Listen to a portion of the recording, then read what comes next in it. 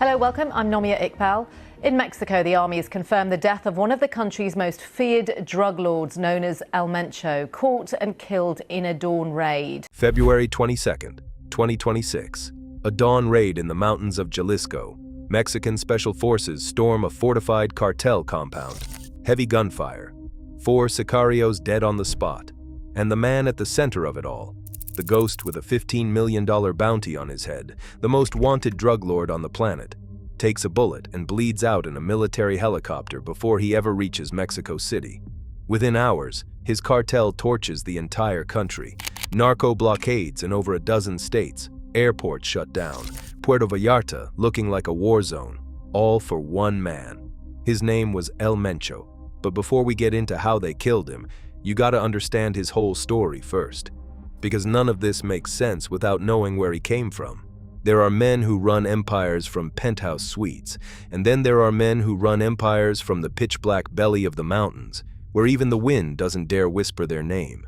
Nemesio Ruben Oseguera Cervantes, the man the world came to know as El Mencho, was the second kind. He wasn't born into money. He wasn't born into power. He was born on July 17, 1966, into a dirt-poor farming family in the backwater hills of Michoacán, Mexico. The kind of family where your inheritance is a pair of worn-out boots and an avocado field that barely breaks even. He didn't even make it past 5th grade. By the time most kids his age were still reading textbooks, young Nemesio was already out in the fields, guarding marijuana crops as a teenager to keep his family fed. That's where the game found him. Or maybe that's where he found the game. By the 1980s, he jumped the border, illegally, and landed in the San Francisco Bay Area. But he wasn't chasing the American dream in any legitimate sense of the word. He got into small-time drug dealing, moving heroin on the streets, catching arrests and deportations like they were parking tickets. Most people would have taken the hint from the feds and stayed home, not El Mencho. He got sent back to Mexico, briefly wore a badge as a local cop in Tomatlan, Jalisco, yes, a police officer, and then did what every ruthless operator does. He flipped sides entirely.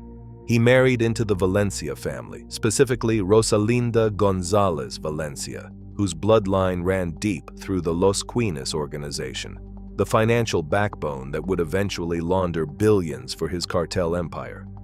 That marriage wasn't just love. It was a merger, an alliance sealed in blood and cash. And when the Milenio cartel fractured around 2010, El Mencho didn't just pick up the pieces. He welded them into something entirely new. The Cartel Jalisco Nueva Generación, the CJNG. Now here's where El Mencho separated himself from every other boss in the game. While kingpins like El Chapo were living loud, custom tunnels, magazine interviews, Hollywood meetings, El Mencho was a ghost. He adopted a deliberately low-profile, reclusive lifestyle, hiding in remote mountainous areas of Jalisco and Michoacán, protected by networks of lookouts and corrupt officials. You couldn't find a photo of the man for years, no social media flex, no narco ballads glorifying him by name, just silence. And behind that silence, an empire worth somewhere between $500 million and over $1 billion in personal wealth, with the CJNG controlling roughly $50 billion in total assets. But make no mistake, the money was flowing. The man had luxury cabins sitting on lagoons along Mexico's Pacific coast, sprawling ranches featuring exotic animals including a Bengal tiger, and an entire portfolio of properties scattered across Mexico, the US, and beyond. His own daughter and son-in-law were living in a multi-million-dollar home in a gated community in Riverside, California, literally down the street from the chief of police. When the feds finally raided that house in 2024, they found garbage bags stuffed with Rolex watches, designer handbags, over $2.2 million in cash, plus untraceable firearms and jewelry. That's what the family was holding. Imagine what the boss had. El Mencho allegedly controlled over 100 Japanese restaurants used as fronts for money laundering, shopping malls, warehouses, avocado farms, and even attempted to export a tequila brand to Europe. Gold bars, real estate developments. The CJNG's tentacles stretched into fuel theft, human smuggling, illegal logging, and even timeshare fraud targeting tourists. And then there was the hospital. Because El Mencho wasn't just hiding from the law, he was hiding from his own body. For years, intelligence reports confirmed he suffered from chronic kidney disease, a condition that required ongoing dialysis. He couldn't just walk into a hospital. He was the most wanted man on 2 continents. So he did what a billionaire fugitive does. He built his own fully equipped private hospital in the remote village of El Alcihuatl, Jalisco, around 2020, a bespoke medical facility hidden in the jungle so he could get treatment without ever breaking cover. His son, Ruben Oseguera Gonzalez, known on the streets as El Menchito, served as the cartel's number 2, overseeing labs, weapons, and enforcement before being captured and extradited to the U.S. in 2020. His daughter, Jessica, known as La Negra, faced U.S. sanctions for laundering money through businesses like event planning companies. Even his son-in-law, Cristian Gutierrez Ochoa, was faking his own death to live anonymously while funding a lavish lifestyle on cartel proceeds. The whole family was in the game.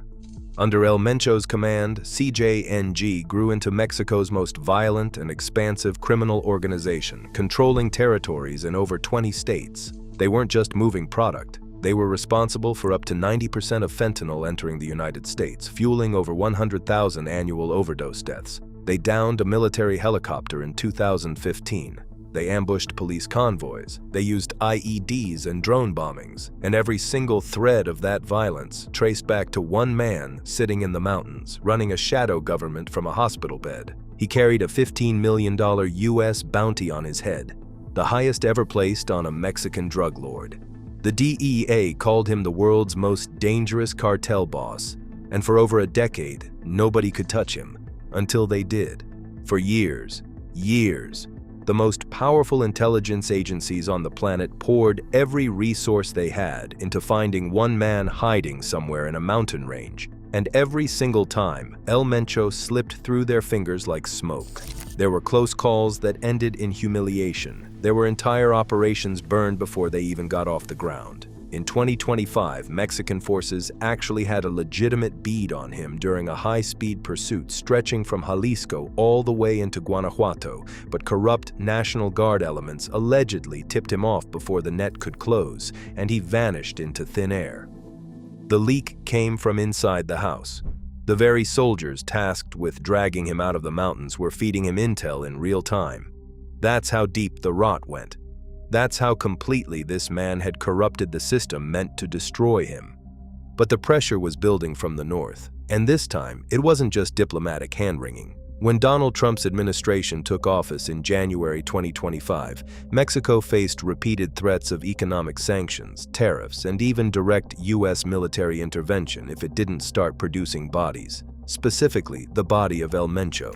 By early February 2026, Trump's team had designated Mexican cartels as foreign terrorist organizations, escalating the rhetoric to a level Mexico couldn't ignore. This wasn't a suggestion. This was an ultimatum dressed in diplomatic language. Handle your business, or we'll handle it for you. And so the machinery started turning.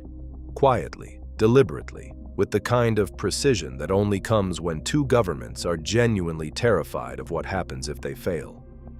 A brand new task force was stood up, the Joint Interagency Task Force Counter Cartel, launched in January 2026, combining U.S. military assets, DEA intelligence, and surveillance capabilities into one focused unit with a single, unambiguous objective: find El Mencho.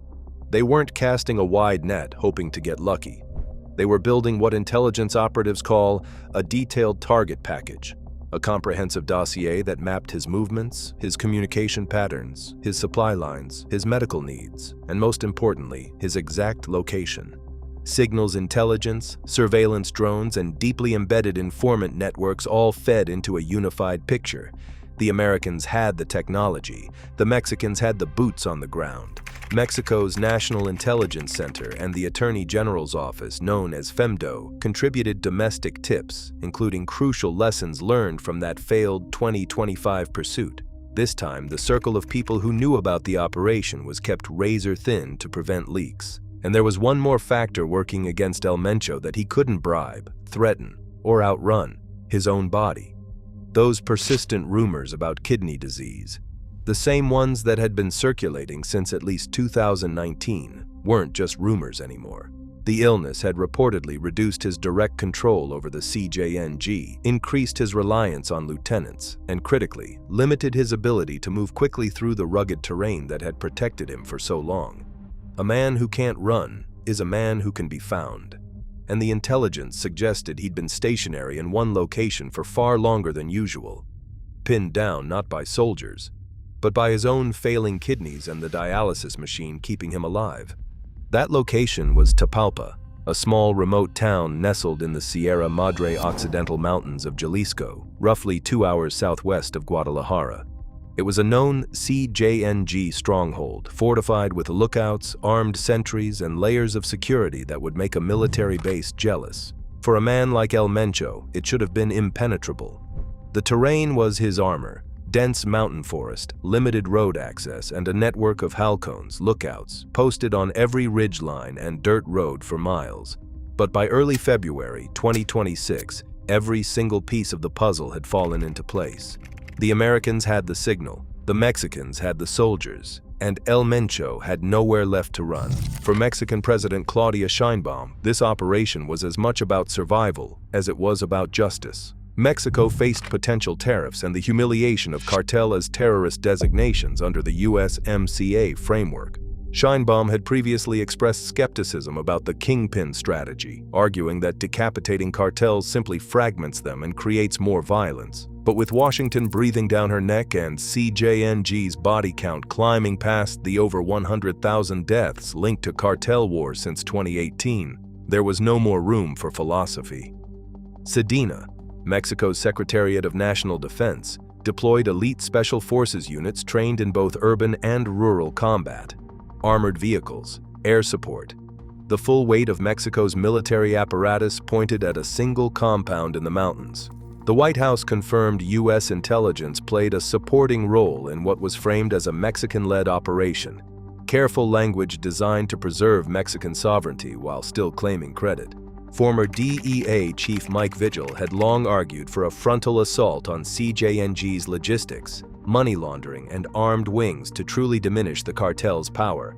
But the reality of cartel warfare is messier than any strategy briefing. History had shown over and over again, from the Sinaloa cartel's infighting after El Chapo's capture to the bloody fragmentation of the Zetas, that cutting the head off the snake doesn't kill the snake. It makes the snake grow new, angrier heads. But on the morning of February 22nd, 2026, none of that mattered. The intelligence was solid, the target was fixed, the order was given. What happened next changed Mexico forever. February 22nd, 2026. Dawn hadn't even broken over the Sierra Madre when the first helicopters cut through the mountain air above Tapalpa, Jalisco. This wasn't a negotiation. This wasn't a warrant served with a polite knock. Mexican special forces from the Army, supported by the Air Force and National Guard, stormed a fortified CJNG compound in what would later be described as a decapitation strike, a targeted hit on the central nervous system of the most dangerous criminal organization on the planet. They were met with exactly what you'd expect when you kick in the door of the most wanted man alive. El Mencho and his associates opened fire immediately. Heavy gunfire erupted on both sides. This wasn't some movie shootout. This was a war zone in the mountains. Armed men fighting for their lives against soldiers with nothing left to lose. 4 cartel members were killed on sight during the initial exchange. Rocket launchers, armored vehicles, and heavy weaponry were seized from the compound. 3 Mexican soldiers were wounded in the clash. And in the middle of all that chaos, El Mencho, 59 years old, kidney disease ravaging his body, the most wanted man on 2 continents, was hit by gunfire. He went down, but he wasn't dead. Not yet. What followed was a race against the clock. He was airlifted by military helicopter toward Mexico City for emergency medical treatment, along with other wounded cartel members. But somewhere over the Mexican landscape, between the mountains he'd ruled for a decade and the capital he'd terrorized from a distance, Nemesio Ruben Oseguera Cervantes, El Mencho, Don Nemesio, El Señor de los Gallos, died from his gunshot wounds. Not from kidney failure, not from old age, not in some quiet hospital bed. He bled out in the sky, the same sky his cartel's drones had once patrolled. 3 more cartel associates died during the transfer, bringing the total cartel death count to 7, including El Mencho. His body was transported under heavy National Guard escort to the Specialized Prosecutor's Office for Organized Crime in Mexico City for formal confirmation. And around 7:57 p.m. local time on February 22, 2026, Sedena made it official. The ghost was dead.